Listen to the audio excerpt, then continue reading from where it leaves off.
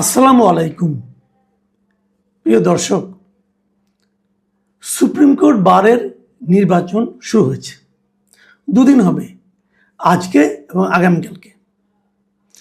Supreme court বারের নির্বাচনকে সবসময় এর আগে থেকে বহু বছর ধরে আমরা একটা নির্বাচনের একটা উদাহরণ হিসেবে উল্লেখ করতাম। আমরা এর আগেও দেখেছি আওয়ামী লীগ আমলে বহুবার, যখন আওয়ামী লীগ ক্ষমতায় ছিল 15 বছর, সে সময় দেখেছি বিএনপির প্রার্থীরা সেখানে নির্বাচনে অংশ নিতেন এবং তারা বিএনপির প্যানেল অনেকবার বিজয়ী হয়েছে। এখানে কিন্তু সারা দেশে নির্বাচন হতো না, কিন্তু সুপ্রিম কোর্ট বারে একটা প্রকৃত অর্থে একটা ভালো নির্বাচন হতো এবং এটাই প্রত্যাশিত ছিল। কারণ যারা নাকি আইন নিয়ে কাজ করেন, সর্বোচ্চ আদালতে যারা আইনজীবী, তারা একটা নির্বাচনকে সবার অংশগ্রহণে যথাযথভাবে করবেন, এটাই তো প্রত্যাশিত। সেটা আওয়ামী লীগের বিদায়ের আগ মুহূর্তে যে নির্বাচনটা হয়েছিল সেটা ছিল কলঙ্কিত নির্বাচন, এবং সেই কলঙ্কের পর এবার যখন নির্বাচন এলো, আমরা সবাই আশা করেছিলাম এবার অত্যন্ত ভালো, সবার অংশগ্রহণের মাধ্যমে একটা উৎসবমুখর পরিবেশে একটা নির্বাচন হবে। সেটা কি হচ্ছে? এই প্রশ্নটা আমরা করলাম এই কারণে, দেখেন এই নির্বাচনে বেশ কিছু প্রার্থীকে তারা অংশগ্রহণই করতে দেওয়া হয়নি। প্রায় 40 জনের মতো প্রার্থীকে তারা বাতিল করে দিয়েছে। কেন বাতিল করে দিয়েছে? তারা নাকি আওয়ামী সমর্থক। অতএব তাদেরকে নির্বাচনে অংশ নিতে দেওয়া হবে না, এইভাবে তারা বাতিল করে দিয়েছে। তারা কি আওয়ামী লীগের প্যানেলে নির্বাচন করেছে, আওয়ামী লীগের ব্যানারে নির্বাচন করেছিল? অথবা যারা বিএনপির সমর্থক বলে নিজেদেরকে বলছেন, তারা কি বিএনপির ব্যানারে নির্বাচন করছেন, বিএনপির প্রতীক নিয়ে নির্বাচন করছেন? এ ধরনের পেশাজীবী সংগঠনের যে নির্বাচনগুলি হয়, সেগুলি কি কোনো দলীয় ব্যানারে হয়? হয় না তো।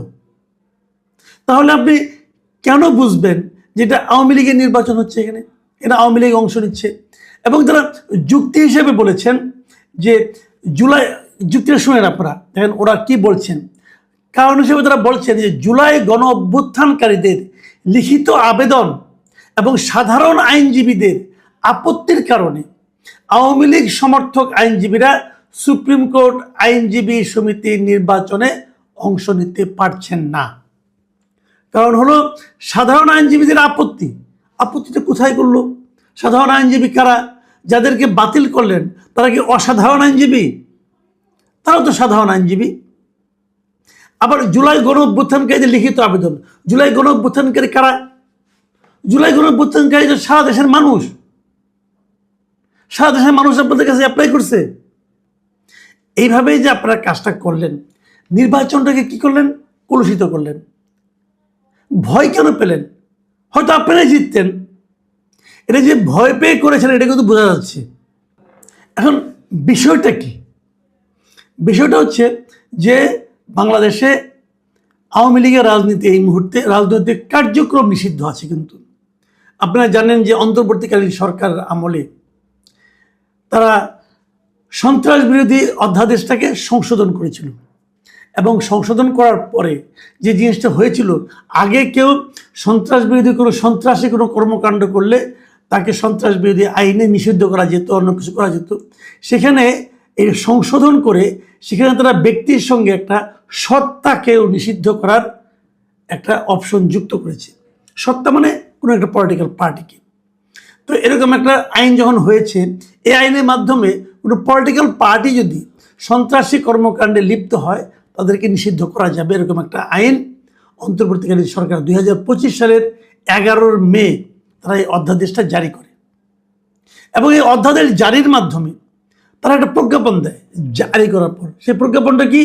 যে এই অধ্যাদেশের অধীনে তারা আওয়ামী লীগের বিচার করবে, যে জুলাই অভ্যুত্থানের সময় আওয়ামী লীগ কোনো রকম অন্যায় করেছে কিনা, এই জন্য আওয়ামী লীগকে নিষিদ্ধ করা যায় কিনা, এটা নিয়ে বিচার হবে।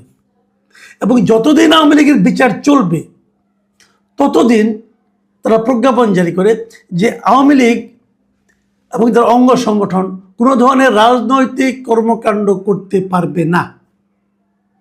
খেয়াল করুন, এখন তারা এই আইনটাকে এখানে দেখাচ্ছে যে এই যে আওয়ামী সমর্থক আইনজীবীরা এখানে রাজনীতি করছে, এই যে ইলেকশন করবে, এটা কিন্তু কথা হলো সুপ্রিম কোর্ট বারের ইলেকশন এটা কি কোনো রাজনৈতিক কর্মকাণ্ড? সুপ্রিম কোর্ট বারে যারা নির্বাচিত হবে তারা কি এখানে বসে রাজনীতি করবে? আমি ধরে নিলাম ওনাদের সে কথাও ঠিক, কিন্তু আমি একটা বেসিক পয়েন্ট নিয়ে কথা বলতে চাই আপনাদের সঙ্গে। বেসিক পয়েন্টটা হলো রাজনৈতিক দল করা, সংগঠন করা, এটা বাংলাদেশের নাগরিকদের একটা সাংবিধানিক অধিকার। মানুষকে সংবিধান এই অধিকারটা দিয়েছে যে আপনি কোনো সংগঠন করতে পারবেন, আপনি রাজনীতি করতে পারবেন। তো এখানে যেটা হয়েছে যে আপনি অধ্যাদেশ করেন, বিচার করেন, কোনো সমস্যা নাই, সেটার মাধ্যমে বিচারে যদি প্রমাণিত হয় যে না আওয়ামী লীগ রাজনীতি করতে পারবে না, ওকে। কিন্তু যতদিন বিচার শেষ না হবে ততদিন পর্যন্ত আওয়ামী লীগ রাজনৈতিক কর্মকাণ্ড চালাতে পারবে না বলে যে প্রজ্ঞাপন জারি করেছেন, একটা প্রজ্ঞাপন দিয়ে কি আপনি মানুষের সাংবিধানিক অধিকারকে রহিত করতে পারেন? আমাকে এই কথাটা খালি জবাব দেন।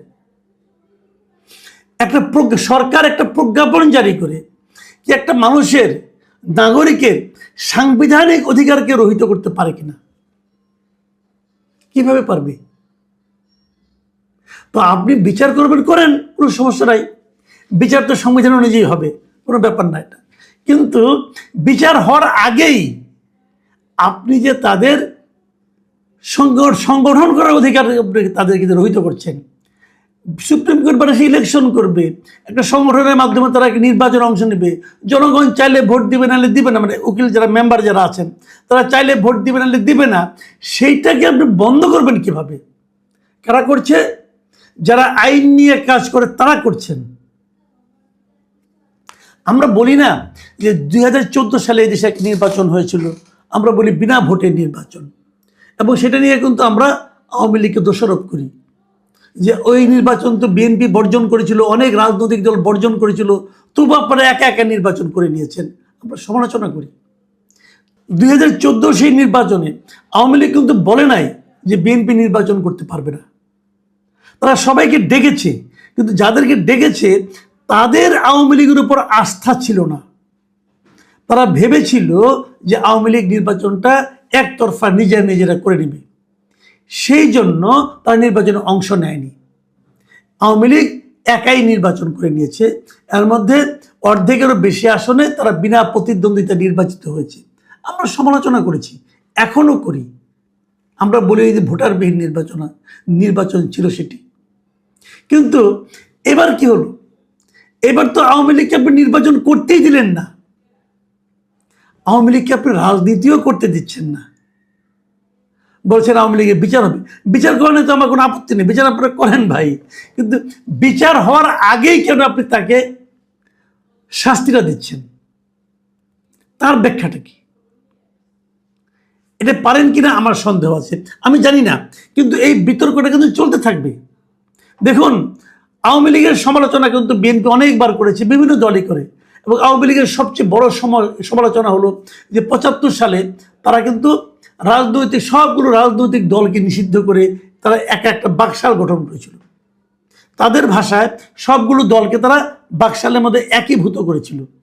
তার মানে একটা রাজনৈতিক দলকে নিষিদ্ধ করলে পরবর্তী সময় ইতিহাসে সেটা সেই সময়ের যে সরকার থাকে তাদের জন্য একটা নেতিবাচক বৈশিষ্ট্য হিসেবে কিন্তু চিহ্নিত হয়। সেই নেতিবাচক দায়িত্ব বিএনপি কেন নিচ্ছে? এই যে নির্বাচন করতে দিচ্ছে না, এটা কি বিএনপির জন্য কি কোনো বাড়তি সম্মান বয়ে আনছে, নাকি প্রমাণ হচ্ছে যে বিএনপি নির্বাচনকে ভয় পায়? আমরা আর মামুর আমারকে নির্বাচন হচ্ছে, বিএনপি আছে, জামাত আছে, এনসিপি আছে। এই বারের নির্বাচনে এনসিপি সমর্থকের কিছু আইনজীবী এখানে আছে, তো তারা মিলে নির্বাচন করবে, আওয়ামী লীগকে করতে দিবে না। এই ধরনের উদাহরণ কিন্তু গত কয়েক মাসে আমরা বিভিন্ন জেলা যে আইনজীবী সমিতিগুলো আছে সেখানেও দেখেছি। সেটা নিয়েও আমি সমালোচনা করেছি যে এটা নির্বাচন হলো না, এটা তো সিলেকশন হলো, নিজেরা একটা কিছু করলেন। আমি এখন আতঙ্কিত, আমি শঙ্কিত যে সামনে নির্বাচনগুলি কেমন হবে। আমরা বিএনপিকে একটা গণতান্ত্রিক দল হিসেবে বিশ্বাস করতে চাই, কিন্তু বিএনপির যারা নাকি অনুগত লোকজন আছে তারা কি সেটা করতে চাচ্ছে? আমি বিভিন্ন পেশায় কিন্তু একই জিনিস দেখছি, এমনকি আমাদের